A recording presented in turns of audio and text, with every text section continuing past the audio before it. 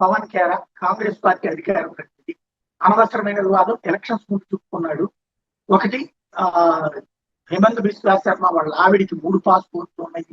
అలాగే హేమంత్ బిశ్వా శర్మ విదేశాల్లో కంపెనీలు సృష్టించాడని, అవన్నీ ఫేక్ అని వితిన్ మినిట్స్ లో తేలింది. బీజేపీకి సంబంధించిన గణం ఆ లెక్కలు తీసి నిన్నగాక మొన్న వీళ్ళే సృష్టించి కంపెనీ, వీళ్ళే ఫేక్ డాక్యుమెంట్స్ సృష్టించి ఇదంతా చేస్తున్నారండి.